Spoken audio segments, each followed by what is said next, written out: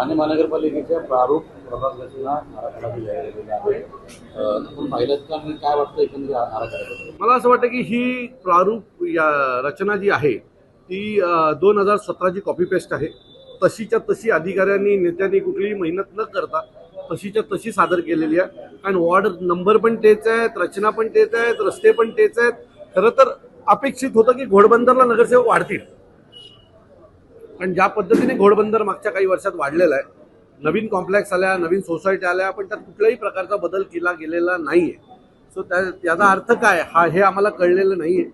आणि आता वॉर्ड रचना त्याच आहेत, संख्या तेवढीच आहे नगरसेवकांची, रस्ते तेच आहेत, सोसायट्या पण तेच आहेत, मतपेट्या पण त्याच ठेवू नका एवढं उपकार करा आमच्यावर.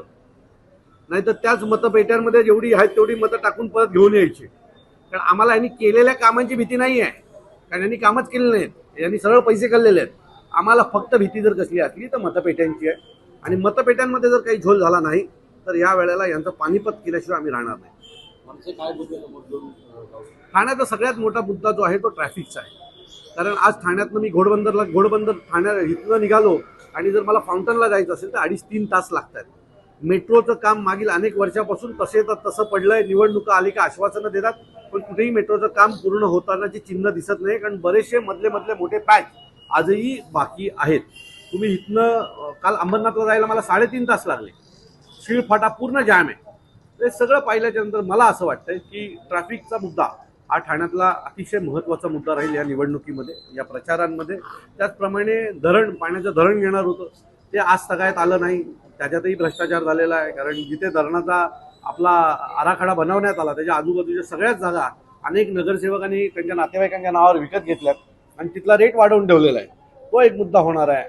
ठाण्यातल्या भ्रष्टाचाराचा मुद्दा आहे. कारण नगरसेवक नसल्यामुळे ज्या पद्धतीने निधी वाटण्यात आला आणि त्या निधींचा जर उपयोग काय करण्यात आला जर तुम्ही बघाल तर त्याचा उपयोग हा जुनं काम तोडणं, नवीन काम करणं याच्यातच करण्यात आलेला आहे. तो ही सगळी अनेक मुद्दे आहेत, ती आम्ही समोर घेऊन जाऊ. लोकांमध्ये शिवसेनेच्या बीजेपीच्या नगरसेवकांच्या बाबतीमध्ये प्रचंड राग आहे. लोकांना राग काढायला 5 वर्षातून एकदा संधी मिळते, परंतु यावेळेला 8 वर्षे ती संधी मिळालेली नाहीये. आणि त्यामुळे लोक यावेळेला त्या नगरसेवकांना त्यांची जागा दाखवल्याशिवाय राहणार. दोन्ही ठाकरे निवडणूक लढले तर ठाण्यात काय फरक पडतो?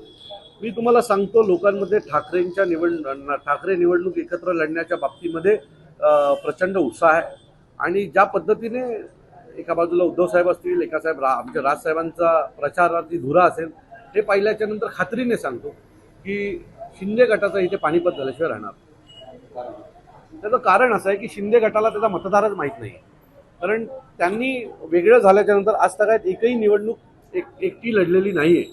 आणि जर त्यांनी एकटी निवडणूक लढण्याचा प्रयत्न केला तर ऑलरेडी उभाटाचा मतदार त्यांच्या सोबत आहे.